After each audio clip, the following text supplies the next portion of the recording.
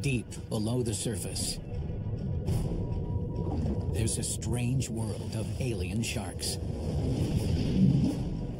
The deeper you go, the stranger it gets. Many of these creatures have remained hidden until now. All over the world, researchers are on a mission, bringing the mysteries of the deep There's almost nothing known about these sharks. into the light of day, revealing their secrets before they return to the depths. But somewhere down there lives an elusive predator, lurking in the abyss. This is like the holy grail for a shark biologist. The ultimate alien shark.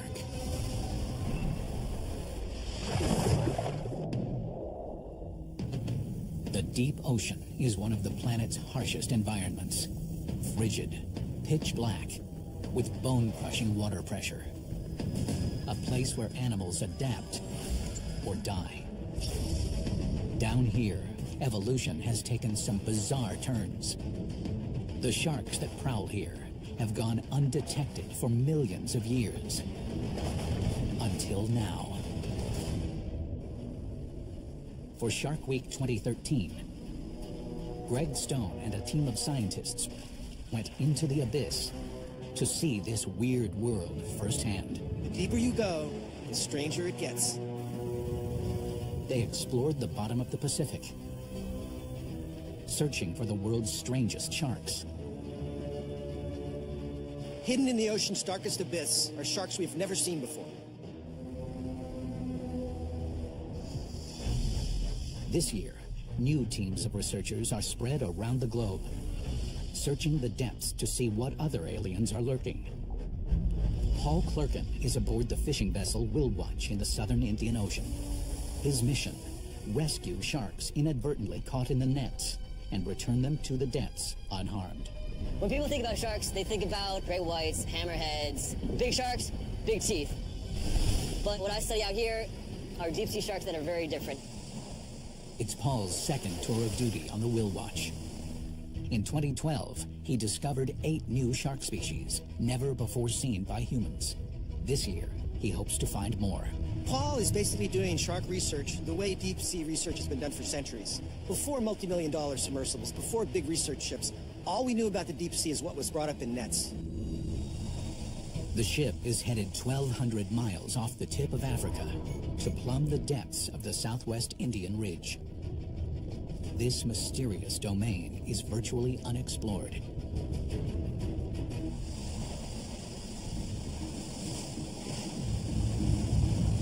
At 2 a.m., the crew drops the first net of the 60-day expedition. The nets are equipped with cameras that will give Paul a glimpse of the depths. We've been letting the nets sink for about 20 minutes, and they just start pulling them up, which means I have about 5 minutes to get back up on deck, which means I'm already late for my first day of work. One elusive creature is at the top of Paul's list. The big-eyed ragged-tooth, with glowing orange eyes and nightmarish needle-like teeth. This is Paul's holy grail. The big-eye ragged-tooth shark is a really mysterious animal. We've only caught 15 specimens of it in the whole world. When they hoist the nets, something else comes up from the deep. Oh, wow. Yeah. So this is commonly called the gulper shark. Oh, here we go. Do we have a hose? Get some cold water going over it. Before it can be returned to the depths, Paul must stabilize the shark. It's warmer than I want it to be. The temperature at the bottom hovers just above freezing, so he needs to keep the shark cool. There we go. Get a little water over its gills, and I think just drop it back overboard. Running water through the gills lets it breathe. Gulpers are named for their huge mouths, lined with rows and rows of broad, blade-like teeth. They have the lowest reproduction rate of any shark on the planet. The females can live to be 54 to 70 years old, which makes it so important that these animals are put back in the water to help maintain the species. Oh. All right, he's ready to go. 1, 2, 3. The gulper will swim more than 600 feet down into the so-called twilight zone. Here, not even the brightest light of day can penetrate the gloom. You or I couldn't see more than a few feet in front of our face. And it's in this zone that the strange traits begin to emerge, like reflective eyes. The gulper's eyes have been evolving since the Jurassic period. They are perfectly designed for hunting in the deep. In terms of light sensitivity, a deep-sea shark's eyes are better than the best camera out there. And the reason is that light travels in through the cornea, is reflected back out through the cornea, in order for the shark essentially to see the image twice, so he can see under low-light conditions. This is the gulper's enormous cousin, the giant Pacific sleeper shark. The giant Pacific sleeper is one of the largest sharks of the deep, and this monster can grow to lengths of up to 20 feet. With its eyes rolled into its head for protection, it flushes out prey lurking on the ocean floor. Sleeper sharks regularly gorge on giant octopus. While sleeper and gulper sharks have adapted reflective eyes to find prey, other fish use their weird eyes to keep from becoming prey. None is stranger than the barrel eye fish. This bizarre deep-sea dweller has a transparent head with nostrils that look like eyes. It's not a shark, but this fish is one of the weirdest when it comes to deep-sea eyes. Its real eyes, those green orbs, are housed inside its head and can rotate upward or forward. It helps the barrel eye hunt and avoid the deadly sting of deep-sea jellyfish. But sometimes nature takes a turn from adaptation to mutation. This fetal dusky shark was discovered in Mexico in 2011. It has a rare defect called cyclopia, a cyclops shark. It's unlikely that shark would have lived had it gotten out of the womb, but it's a fascinating example of how this phenomena happens in animals from time to time. On the Willwatch, fishing operations continue around the clock. The first haul of the night is up when Paul is called below deck. They have a live shark in the factory. Paul must race to save the shark's life. So they said they have some water on it. They have it in a bin. Oh, so it's a big kite fin. Like the gulper, the kite fin has huge reflective eyes, and that's not the only advantage it has in the deep. Everybody thinks sharks can't breathe unless they're swimming. That's true for some sharks, but she has these big spiracles right here, so you can see she pulls water in through the spiracles and can push it down over her gills. Spiracles let the kite fin breathe, even as it lies completely still. Perfect for ambush hunters like the wobbegong shark. This bizarre master of camouflage waits patiently at the bottom. It uses its strange tassels to draw prey close to its jaws. The kite fin takes a more proactive approach to securing its next meal. Oh, geez. See, it took a little chomp at the hose. You can see her teeth. They've got those big cookie-cutter teeth. Tiny ones on the top for latching onto prey, serrated ones on the bottom for sawing through flesh. Exactly like another, more notorious predator, the cookie-cutter shark. With razor-sharp teeth and suction cup lips, it quickly gouges out a perfect circle of flesh. Tuna, dolphin, and even seals have been found with their telltale bites. But the cookie cutter's jaws are nothing compared to those of its giant cousin, the Greenland shark. This behemoth lives as far north as the Arctic Circle and will eat anything. Just like a cookie-cutter shark, the giant Greenland shark latches onto its prey, then rolls and spins to take a big piece of flesh out of the carcass. This one is gorging on a seal carcass. Scientists have found pieces of horse flesh, polar bear, even an entire reindeer antler in their stomachs. This is a big animal. Gotta make sure I don't get bit. The kite fin may be small in comparison, but it's the biggest shark Paul has seen on board yet. Where are we going? This way. He must move quickly to rescue the shark. Just wait for my call. All right. The captain halts operations and slows the ship. Whoa. Watch out. She's getting a little bit feisty. Paul will have to ease down the ramp and release the kite fin off the stern. So this is a little bit crazy right now, sliding down the ramp. She's healthy enough to be kind of taking some air chomps. We want to get her back in the water. Here we go. You see her swimming?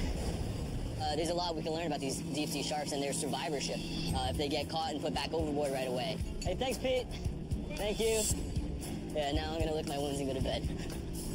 Another shark is safely on its way back to the depths.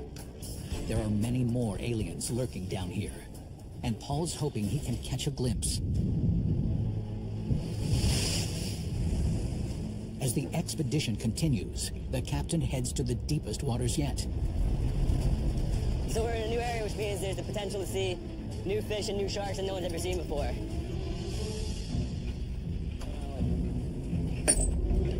Look at that, it's a sea urchin. Then they get a glimpse of something truly astounding. Oh, Around the world, biologists are searching the depths for the weirdest, rarest aliens of the shark world. On board the Willwatch in the southern Indian Ocean, yeah, they got something. shark expert Paul Clerkin has made a rare discovery. Whoa, look at this guy. Beautiful shape. This is that new species of chimera. This species of ghost shark is an alien that no human has ever laid eyes on before. This guy's an awesome shape. Looks like it's a mature male. Look at that spine with the serrations on the end. It's a serious weapon. He's over 3 feet long, an amazing find. At almost 2 miles below the surface, the ghost shark is an unworldly presence. The ghost shark got its name because it looks like a ghost. It's got these big, creepy eyes. It's got these big fins that drift off to the sides, and it floats around in the water in a very spooky fashion. The ghost shark propels itself through the water with large pectoral fins. It has giant eyes to spot shellfish, then cracks them open with large grinding plates in its mouth. Yeah, so these guys, they have, crushing plates in their teeth, but I'm more concerned about these spines. I don't want to get stabbed and poisoned by it. Not only are the spines razor sharp, they're loaded with venom that causes intense pain in its victims. The ghost shark is truly a prehistoric animal. It's a haunting relic from 400 million years ago, when fish with jaws first appeared in the ocean. The deep sea is almost like a time machine, where it's been such a stable, isolated environment that animals like the ghost shark have been able to persist and survive for hundreds of millions of years. The new ghost shark is evidence that strange sharks are hiding in these waters. Maybe even the elusive big-eye ragged tooth. It's 12 feet long, with a huge girth, and rips through the water. With so much open ocean to search, it seems like an impossible task. But the Willwatch is equipped with several underwater cameras. They allow the team to see what types of creatures are swimming at different depths. It could help Paul get the first glimpse of a new species of shark. Every day, as scientists go deeper, more species come to light. They are making new discoveries about life in this alien world, documenting some of the strangest specimens along the way. Like the giant squid, only caught on camera for the first time in 2012. Deeper still is the 7-armed octopus. And this prehistoric monster, the frilled shark. This living dinosaur gets its name from its blood-red gills. Scientists have known about it for over 100 years, but it is rarely ever seen in its natural habitat. The frilled shark is one of the most bizarre-looking creatures on the planet. It really does look like an alien. An alien with 300 teeth, shaped like tiny pitchforks. They've been captured by video swimming at depth with their mouths slightly agape, and you can see their big, scary white teeth. And they think the white teeth contrast against their dark skin actually attracts prey towards their mouths. Once it grabs hold of its prey, there's no escape. The frilled shark can distend its mouth and eat things that are like half its length. Then the digestive system also expands and slowly digests the prey, kind of like a snake. Truly the stuff of nightmares. It's possible that some of the myths and legends about sea serpents are based on sightings of the frilled shark. Halfway through its expedition, the Willwatch is almost 1,000 miles from land, and the alien sharks keep coming up from the depths. Oh, here we go. What we have here is a southern land for sharks. So like their name implies, they can generate light through bioluminescence. So you can see these guys, they do have some sizable spines, and then they have this bioluminescence along their spines, and that just kind of highlights their spines to predators. Be like, hey, I have spines, don't try to eat me. The lantern shark is one of only 3 types of shark that can produce its own light, the result of a chemical reaction within the shark's skin cells. The way they do it is through a pigment that oxidizes and actually creates light. It's a natural form of light. The shark's spines light up to ward off predators. Patches on its sides glow to coordinate movement within densely packed schools. But its ability to generate a blue-green belly light is the most remarkable adaptation of all, allowing it to vanish from sight. They call it a counter shading. They generate light that cancels out the shadow, so if they're swimming over a larger predator, they can't be seen from below. While the lantern shark lights up to avoid being eaten, another shark uses bioluminescence to attract food. The 1-ton megamouth is one of the rarest sharks on the planet. It's been around for millions of years, but was only discovered in 1976. This slow-moving filter feeder chases krill, then lures them in with an unearthly bioluminescent mouth. It's scary enough that the megamouth has such an enormous jaw, but it gets even creepier when it starts to glow. It's like a welcome mat for unsuspecting prey. The megamouth and lantern shark's ability to generate light is uncommon in the shark world. But as you go deeper, between 1 and 4,000 feet, all sorts of alien creatures that glow in the dark show up. Some of the really freaky alien animals that live in the deep sea that are able to produce light include the dragonfish, the anglerfish. Only recently have we had the technology to plumb these depths. Now, the race is on to find even more new species. And there are some out there that are much more dangerous. And even stranger aliens. There's almost nothing known about these sharks. Waiting to be discovered. Around the world, researchers are scouring the depths for the weirdest aliens of the shark world. Oddities like this are what shark expert Paul Clerkin is after. That's what I'm talking about. In the southern Indian Ocean, Looking for sharks. Oh, wow. Here we go. he's already discovered a never-before-seen species of ghost shark. Look at that spine. Serious weapon. It's incredible. But there's one extremely rare creature he's obsessed with finding. The big-eye ragged-tooth shark. On the rare occasion they've been caught, it's been said they thrash wildly, snapping with their protruding alien jaws and curved fangs. It's official. The search is on. This is like a holy grail for a shark biologist. If Paul can find the big-eyed, ragged-toothed shark, it'll be huge. Meanwhile, 4,000 feet below, another shark with equally strange jaws is hunting in these waters. The goblin shark. It has the ability to distend its jaw way out in front of its body and then snap it back to catch food. So whenever there's an opportunity to catch something to eat, this shark wants to make sure it gets it. A diver had his own ominous run-in with a goblin shark. Luckily, it was a juvenile with immature teeth that could barely penetrate the wetsuit.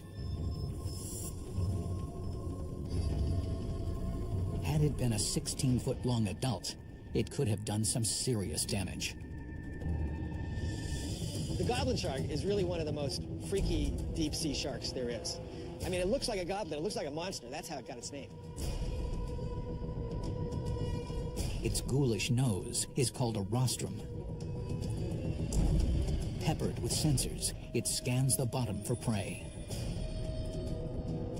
The goblin shark can detect even the faintest electrical impulses given off by living creatures. Once it zones in on a target, there's no escape.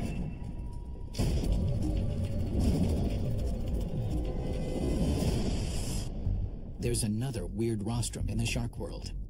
The saw shark has up to 21 razor-sharp spikes on each side of its snout. This long rostrum here, I think, is just fascinating. Shark expert David Ebert is Paul Clerkin's advisor. He's spent over a decade identifying new species, like this one caught off the Philippine Islands. The common name is Lanus saw shark. It's a new species I named after my niece. The saw shark may not look dangerous, but is actually quite deadly. swims along the bottom and it comes across some school of fish or something, what it'll do is it'll whip its rostrum back and forth like that, and it'll stun and injure the fish. This crippling weapon is found on only one other animal on the planet. The much larger and more menacing sawfish. It's amazing that these things evolve independently. They all both evolved along rostrum like this that they can basically use to capture a prey item. This mutant cousin of the saw shark is a giant ray growing to over 15 feet long. Its jagged rostrum often gets tangled in fishing nets, making this alien one of the most endangered fish in the world. Even if we stopped all mortality on endangered sawfish, we would still expect it to take decades probably before we would see the population recover. Dean Grubbs is part of an effort to bring the sawfish back from the brink. This season, he's tracking a population in the Florida Keys. He and his team have been laying lines for 2 days, trying to capture as many of the rare fish as they can so they can tag them. You know, there's not much known about sawfish because the research on them really didn't start until they were in a pretty poor state. Each fish they tag gives them a wealth of new information. We're hoping to find out where they may be aggregating for mating, where they may be giving birth to their young. Since it's an endangered species, we would like to highlight areas that are of particular importance to them for their recovery. Temperature is 23.5 degrees C. Sawfish prefer warm shallows and can move between salt and fresh water. Yeah. The Keys are full of marshy mangroves, the perfect habitat. This is supposed to be one of the hot spots here. Catching a sawfish takes a little bit of luck Uh-oh, something just hit the line. and a lot of courage. Something heavy coming out right here. Yeah, the limit's gonna be on the stern. Whoa! Big sawfish, big sawfish, big, huge sawfish. A dangerous hunter Guy's lively. that's in no mood to cooperate. Try not to get killed. Watch out, watch out. He's not even hooked. Sawfish have been known to puncture the sides of boats and injure fishermen when caught. Guy's not happy. They have a pectoral girdle that's reinforced that allows them to swing that thing with incredible speed and momentum. Oh, don't touch them, Amanda. If they go berserk, they destroy everything. What's that? What's that? What's that? What's that? Settle down. Settle down. Woo. All right, we got it secured now. All right, let's start working this guy up. The rostrum is so deadly, female sawfish need protection from their own unborn. The pups develop in utero with a jelly-like sheath over the rostrum to keep from killing their mother. Over the first week, that gelatinous sheath that's on the rostrum disintegrates. Once it disintegrates, you have these exposed needle-sharp teeth, and now the sawfish is ready to gather prey itself. About 13 feet. That's a good size adult male. Dean quickly attaches a satellite transmitter. You got the tag number, Joe? Okay, we're gonna let this guy go. Turns right down current and takes off. The sawfish has hunted these waters with its strange rostrum for millions of years. The information from the tag will help ensure this alien is here to stay. Good chance of seeing some little weirdies. Back on the Will Watch in the southern Indian Ocean, Oh, yeah, man. Paul is convinced his holy grail is lurking nearby. Oh, it's out here. This is a good sign. And with the full moon out, Is something back there? Oh, wow. the aliens come to the surface to feed. Tag this one. Make sure I don't get bit. It's 2 months into Paul Clerkin's shark expedition in the southern Indian Ocean. Good chance of seeing some little weirdies. To find out how sharks live at such depth, Paul wants to tag one and follow it to the bottom. And he's found the perfect test subject. Oh, yeah, this guy is alive. One of the deepest living sharks, the crepidator. The crepidator, or the long-nosed velvet dogfish, is one of the few sharks that lives as deep as 7,000 feet. At that depth, there is no light. The shark's skin is almost jet black. Just to put it back in while it's still nice and cool. Paul will attach a camera to record its return to the depths. So we have the SIOSC, Southern Indian Ocean Survivorship Camera. The rig will capture the critical first leg of the shark's descent, then pop off. It'd be nice to have some evidence that they actually are able to swim to depth and keep going down to the seamount. Oh, yeah, this is a live girl. Everything's good. I think this one's ready to go. All right. Ready? Yep. 3, 2, 1, shark. Stay away from the propeller. The shark begins its steep descent. Yeah, once it gets down to about depth, try and pull it. Oh yeah. I don't see it at the surface. I think it probably made it down. The shark heads for the bottom. On a recent deep-sea mission to the ocean floor off Japan, cameras caught a variety of dogfish similar to the crepidator. These sharks are the undisputed kings of the deep, having adapted to life at the bottom like no other.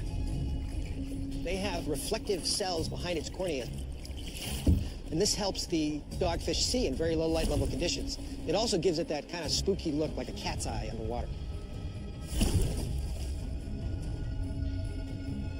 The dogfish gets its name from its bite, shaking and tearing its prey like a dog. They are adaptable to eating all kinds of different prey, and they've found a very abundant niche in the deep sea. Oh yeah, that looks great. When the shark hits maximum depth, they release the camera. Ah, perfect. Yeah. Awesome, yeah, very, very good. Can't wait to see the footage. The camera confirms Paul's theory. Even after traveling over a mile to the surface, these sharks are resilient enough to return to the abyss alive. The final day of the trip. Paul is still hoping the cameras will capture the mysterious big-eye ragged-tooth shark. Fingers crossed. We know it could be out here. The crew alerts him to another deep-sea predator below deck. Wow, wow, wow. Look at that. And this guy's actually still kind of alive. This is a good sign. It's a neon flying squid, an indicator they've entered the turf of the big-eye ragged-tooth. This is wild.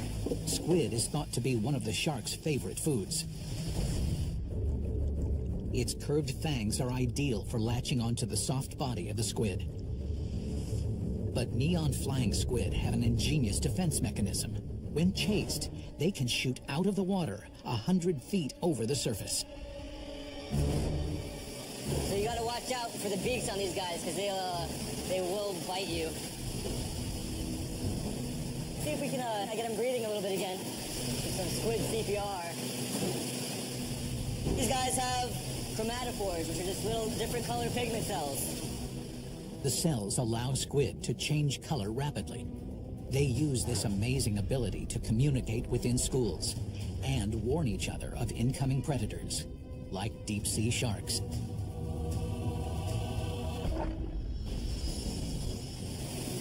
But this is crazy. I can feel his muscles, whole thing. The water seems to be resuscitating the squid. Oh, that was by himself. I was just starting to think maybe he wouldn't make it, but whoa! Look at him go.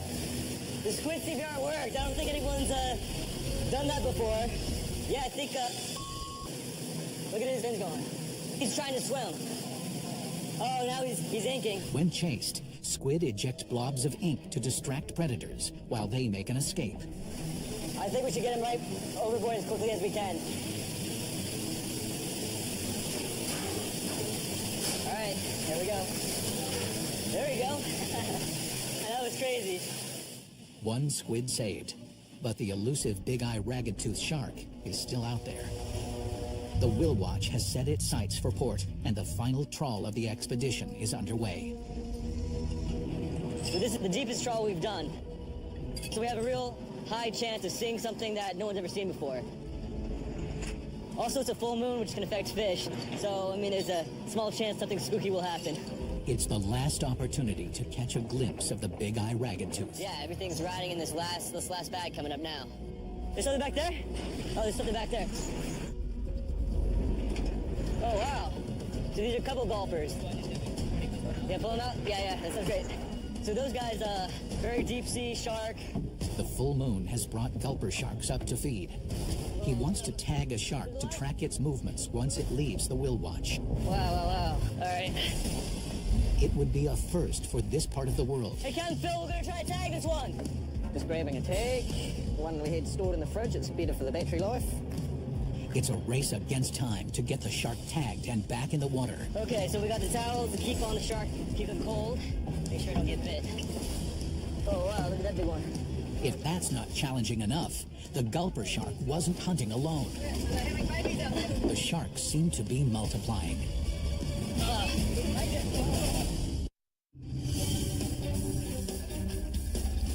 Hey, Captain Phil, we're gonna try to tag this one. Paul Clerkin is in the middle of the southern Indian Ocean between Africa and Antarctica, Let's try and tag the gulper shark.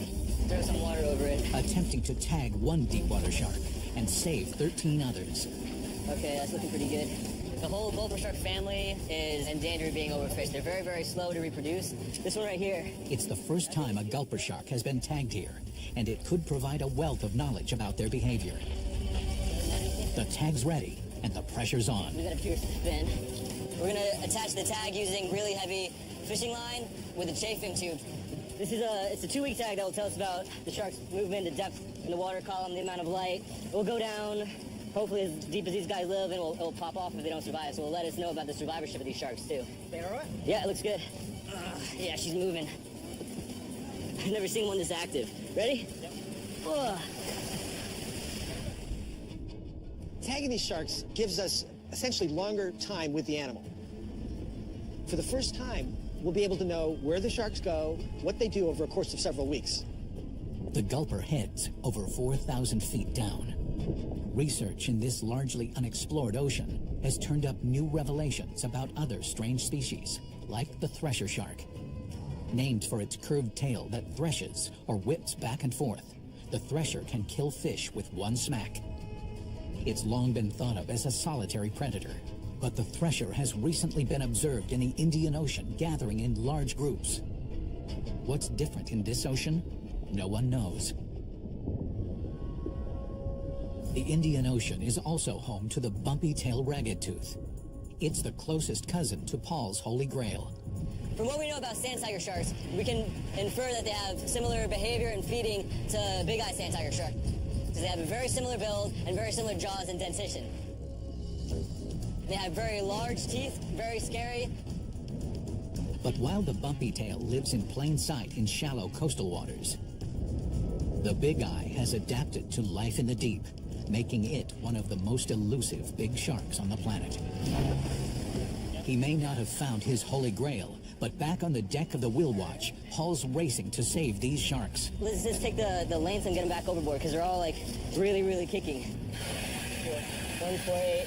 Female. Oh yeah, moving her head. Oh, she kicked herself out of my hands. These sharks are all really rare. There's almost nothing known about their life histories. Most people have never heard of them, let alone seen them. Jeez, she's kicking. Ugh.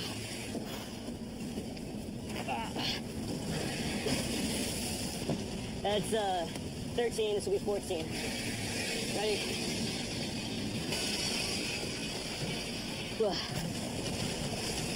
Last one. That was fun. Yeah. It's an amazing feat for Paul and the crew. This isn't a research boat. You know, these guys are fishermen, and everybody hopped in. We got all the data and put all the sharks overboard alive. So, I mean, that's as good as it can go. It's been a monumental expedition. Paul saved almost 100 alien sharks. After crisscrossing the southern Indian Ocean for 60 days, the Will Watch is heading back to port. So, trip's over. I'll get to see land for the first time in 2 months. Then, work up the dead and go home. Paul identified 8 new species on this trip. Between Paul's 2 trips, he's actually discovered 3% of all the shark species known.